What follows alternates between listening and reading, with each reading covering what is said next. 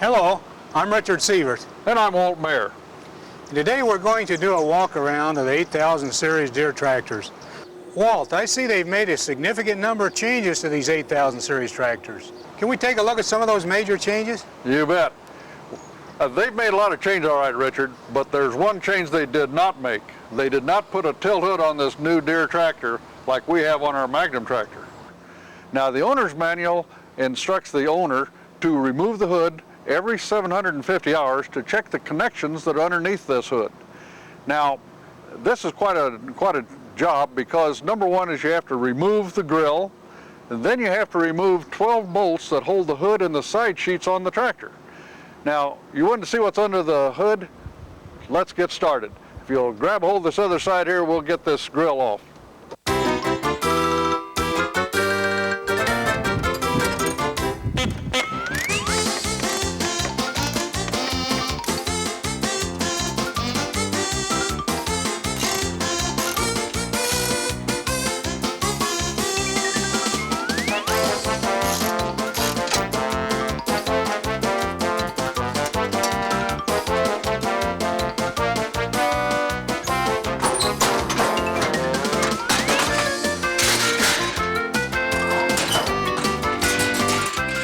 These bolts out, Walt? Yeah, take that bolt out of that side here.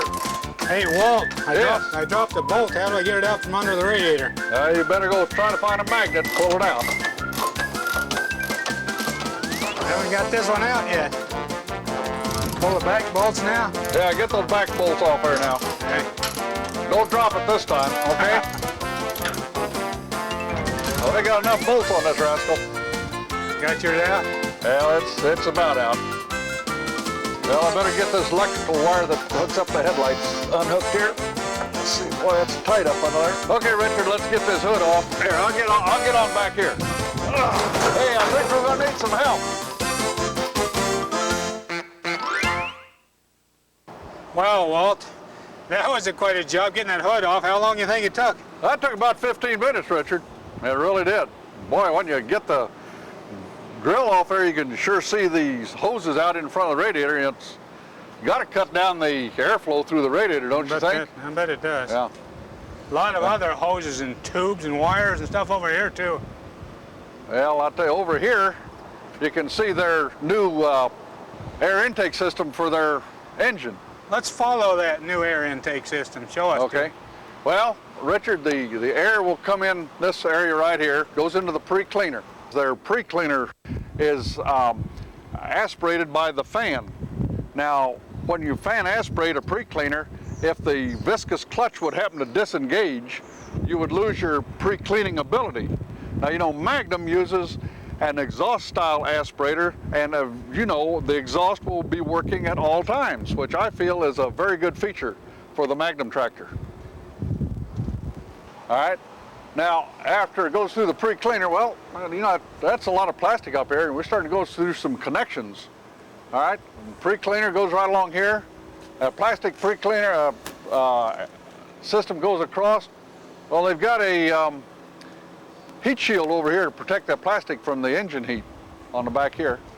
Goes on back through here and drops down into the air cleaner. You're going to have to take it on the other side, Richard. Okay, the air comes out of the air cleaner here, goes through this molded rubber hose and into the turbocharger, which is mounted behind the engine here. Obviously, to keep the hood profile down and a bit narrower. The Magnum turbocharger, by the way, is mounted at the center of the divided exhaust manifold to be able to take full advantage of the heat and exhaust pulses for better turbocharger operation. The air comes out of the turbocharger, then on top over here through this black hose and tube over here. This comes down through this steel tube to the front of the tractor and across over the top of this water pump or this fan gearbox and over and down to your side over there, Walt. Okay, Richard, I can see the tube coming from your side over to this side here. It goes all the way down to the base of the radiator where it enters the air-to-air heat exchanger. I notice that the air-to-air heat exchanger is located directly behind the hydraulic oil cooler, meaning that there's a lot of heat being transmitted from this area back into the heat exchanger, which could affect the efficiency of it. Not saying anything about the air being disturbed by all these tubes up here. All right. Once the air comes into here, it goes down this tube here and into the intake manifold. Now, that is a long ways around. In fact, it's gone full circle of the engine. About how far do you think? Well, we ran a quick measurement of it, and it's about 25 feet.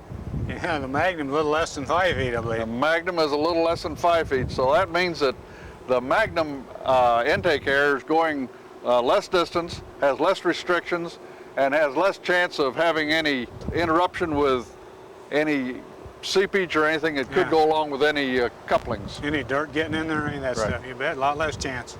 Yeah. Okay, well, Richard, let's take a look and see what happens now as it goes into the intake manifold.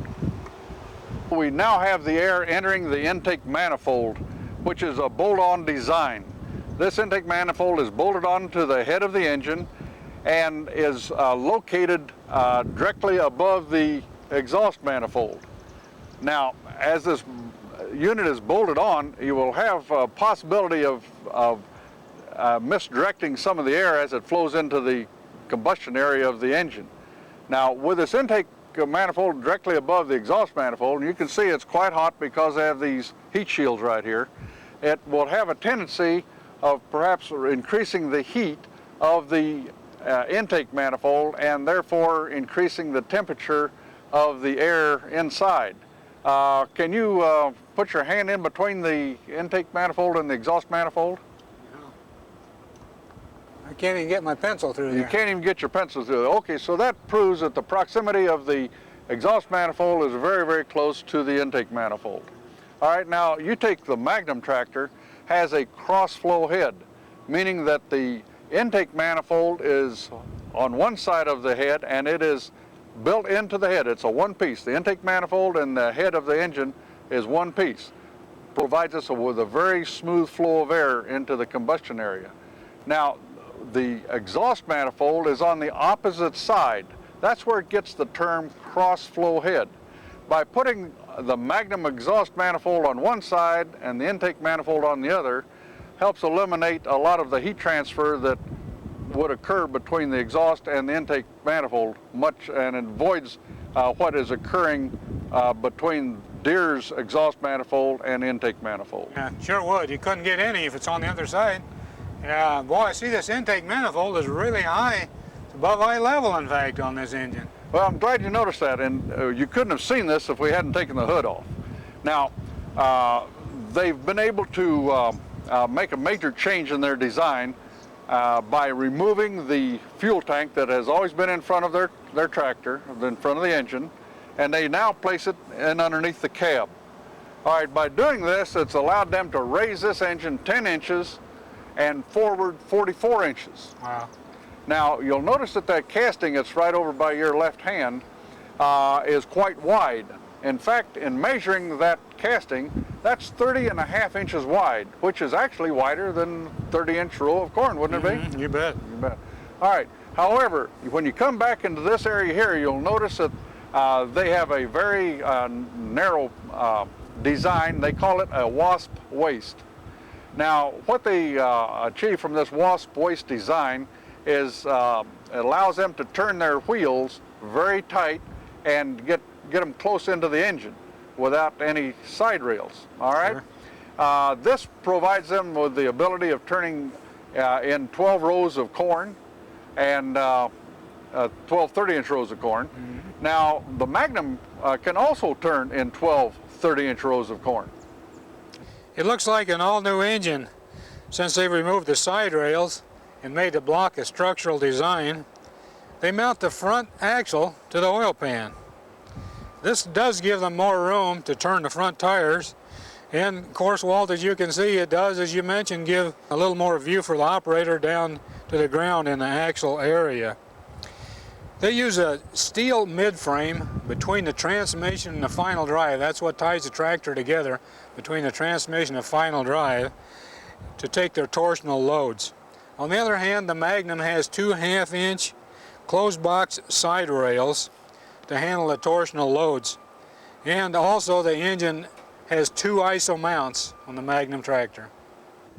Richard, this might look like a new engine, but it actually has retained a lot of the old designs that they've used previously. One of the designs that they've retained is the Siamese valve design. It's best illustrated by using these valves right here. The intake, exhaust, exhaust, intake. Now, it gets named Siamese valves by the fact that they use two exhaust valves side by side.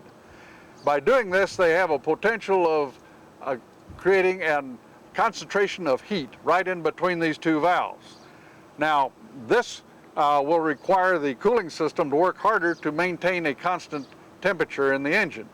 Now, Magnum has an entirely different valve design that we've used for years. Now, they call it the alternating valve design. The way we do this is we remove the exhaust valve, put in an intake valve, and put the exhaust valve down here. Now, by doing this, we get the alternating valve design. Intake, exhaust, intake, exhaust. We separate the two hot exhaust valves by the cooler intake valves. Therefore, we eliminate the potential of creating a hot spot in between the exhaust valves. That looks like a real good idea. Let's go look at the cylinder sleeves. Okay, Richard, let's do that. Here are the sleeves, Richard. Now, this is the John Deere sleeve. This is very similar to the sleeves that they've used in the past, and the design where they actually clamp the sleeve in the block at the top, and they fit the base of the sleeve in the bottom of the block with 3 O-rings and this taper. Now, with the 496 engine, they have added a coolant groove in the block to cool the top part of the sleeve in the 496 engine because of the increase in the horsepower and, of course, the temperatures. Now, you take the Magnum sleeve, looks considerably different than the Deere sleeve.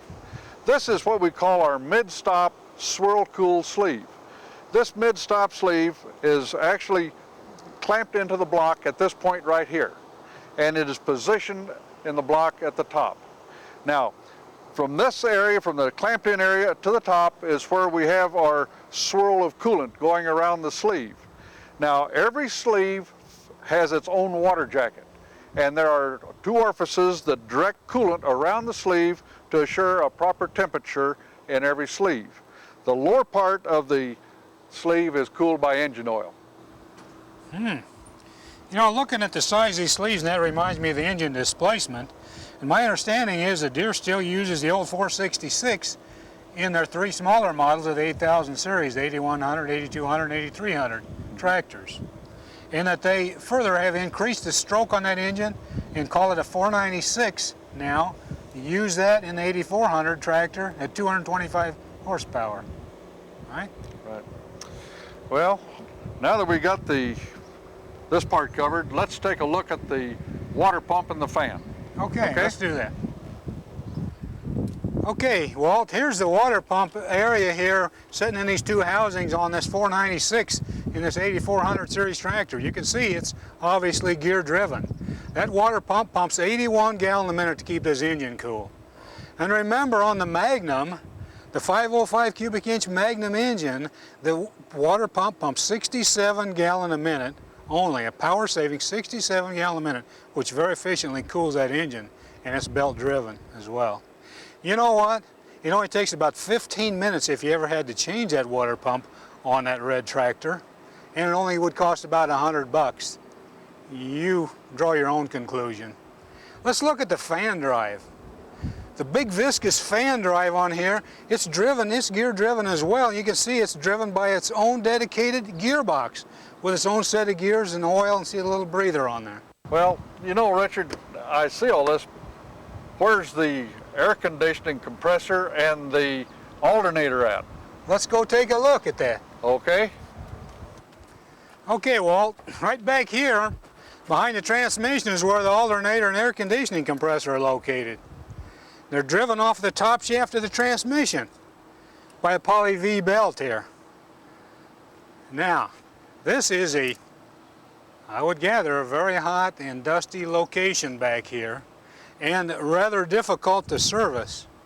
See the mountings and the way the belt is on there. Now, on the Magnum tractor, these components are in a conventional position up on the front of the engine in the fan blast. Walt, this transmission looks kind of narrow. Let's talk about it. Okay, Richard, well, I'm glad you noticed that, because this transmission is only 22 inches wide and was designed to work in relationship to the WASP waist design, so for better vision. All right, now, when they designed this transmission, it is a total new transmission. They used to have a planetary drive transmission, and now they have gone to a countershaft transmission, which is similar to the Magnum tractor. Now, the countershaft transmission has the input shaft, countershaft, and output shaft. One other area that they made a major change in is that they now have straight cut gears. It's a deep cut straight tooth gear. It is very different than the Magnum in the fact that the Magnum uses a helical cut gear, where we have constant mash, and it is a very quiet running transmission with helical cut gears. Mm-hmm. Now, with the Deere 16-speed transmission, they also have a 4-speed reverse. Now, with this unit, they have got a full control of this transmission from the operator's armrest. They call it the command arm. It's a little stub shaft, and it electronically controls all the shifts in the transmission. Now, the transmission has, from 5th through 12th gear, a 13% gear change. They call that their working range. All the other gears prior to that and after that are 27% difference in speed change. 27%. Now, you compare that to the Magnum transmission, and we have an average of 15% space between each one of the gears. All the way to 18? All the way from first all the way through 18 gears. And we also have 4 reverses. Now, you take this transmission right here, and a good example is that you shift from 15th to 16th, and you have a 6.5 mile an hour increase in speed. Now compare that to the Magnum. When we shift from 17th to 18th, we only have a 2.5 mile increase in speed. So you can see the advantage of having an average of 15% gear change throughout the entire transmission range. For optional, we have got a creeper gear transmission that Deere does not offer, which gives us an additional 6 forward speeds and reverse. John Deere now has a new 7x7 dedicated master clutch on their new transmission. 7x7 meaning 7 plates, 7 inches in diameter. Of course, Magnum uses 9x9, 9 plates, 9 inches in diameter on their mid-mounted master clutch. And the one big difference is that the Magnum master clutch is self-modulated and the Deere is not self-modulated. Walt, I see here in their operator's manual that they have, if I count them right, 63 diagnostic codes associated with electronics of this transmission. That means a minimum of 63 potential problems that can be monitored on this transmission with their diagnostics. They also have what they call a come home feature, and back behind the cab here in the wiring harness you pull a cover off and you can disconnect a cap off of a connector, plug it into another connector and plug the cap into an opposite connector, and it will allow you to be able to come home if you have a transmission failure. You can operate the tractor in a forward speed of 4.2 mile an hour, or you can back up at 2.9 mile an hour. Now, of course, on the Magnum transmission, it's a mechanical inline shift and you don't have electronics. You don't have those things to be concerned with. Could you tell us about the cab? Richard, this new cab features 62 square feet of glass. Now that includes this one-piece glass windshield and even the glass that's located in behind the engine. Also included in that 62 square feet is this glass door. All of this to help the operator have better visibility. Another thing, Richard, is they have also moved the main instrumentation from the conventional location in front of the operator to the right side of the cab. This new 8400 series Deere tractor went through the official tests and had a 76 dBA sound level. Now the Magnum went through the tests and it recorded a significantly lower DBA rating of 73.5. Wow. That is great for Magnum. Bet. Deere's gone to electronic control of their hydraulic detents and flow adjustment on their hydraulic system. Their hydraulic system produces 30 gallons a minute from the couplers and has up to 2,900 psi. They do not have a priority remote valve like the Magnum tractor has to provide a constant flow to any one circuit. Deere's operator's manual says, and I quote, "Flow priority is to the lowest pressure function," end of quote, which means the same as the path of least resistance, which says that they don't really have a priority system like the Magnum has, which will provide constant flow on number one valve. Okay, Walt, let's move to the back of the tractor. Well, Richard, we've talked about the Deere engine, we've talked about the Deere transmission, we've talked about the mid-frame that holds the front end of the tractor to the rear end of the tractor. We've discussed the cab, covered the hydraulics. Now let's briefly mention something about the final drive of the tractor. You know, from the transmission, they have a drive shaft that goes in, drives the pinion gear, that drives the ring gear. Then it gets into the differential. Now there's where we're coming into some major differences. Deere transmits all of this power through 3 pinion gears, where Magnum transmits their power through 4 pinion gears. A significant difference. Okay, well, let's talk about their independent PTO. Deere has available for all models an optional setup that means that they can not only run the 1 3/4 shaft setup, but they can run a 1 3/8 inch shaft in either 540 or 1000 RPM. And they do that with a shear collar in there. In the 540 position, that's capable of 75 horsepower. And in the 1 3/8 position, that's capable of 150 horsepower. Now on the Magnum tractors, on 3 models, we have 2 shafts, a 540 or 1000 RPM shaft available. And on 2 models, we have a 1 3/4 inch 1000 RPM shaft only available. Okay, Richard, let's compare the standard hitch lift capacities of the 8400 tractor and our tractor. Okay. Now, the standard hitch lift capacity of the 8400 tractor is 11,700 pounds, and that's achieved by 2 external cylinders. Now, the standard hitch lift capacity on the Magnum is 14,950 pounds using 2 external cylinders, plus we have 1 additional cylinder internally. Very good. Now, we've got all the way to the back of the tractor, so let's go through a summary of what we've been through now. Okay. Deere has a bolt-on hood. And Magnum's has a tilt hood. Well, the Deere has a 466 cubic inch engine and a 496 when you get into the 8400. Magnum has 505 cubic inch case engine. The Deere has a 16x4 power shift transmission. And of course, Magnum has 18 speeds forward and 4 reverse power shift transmission. Deere has a mid-mounted master clutch. And the Magnum has a mid-mounted modulated master clutch.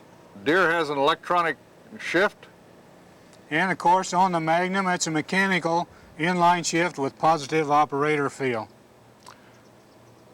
Deere has a single shaft independent power takeoff. And on the Magnum, you got 2 independent power takeoff shafts available on 3 models. Deere's hydraulics are electronically adjusted. And of course, on the Magnum, all of the hydraulic adjustments are mechanical. All right, the Deere 8400 has a 76 dBA sound level. And the Magnum has 73.5 dBA sound level. Well, we've covered most of the major changes, and we hope that this information is helpful to you. We certainly know that Deere has designed a tractor to be competitive with the reliable Magnum tractor that has 50,000 units in the field and still counting. Walt, you put the hood back on the Deere. I'm going to go close the hood on the Magnum. I think that's a bad deal.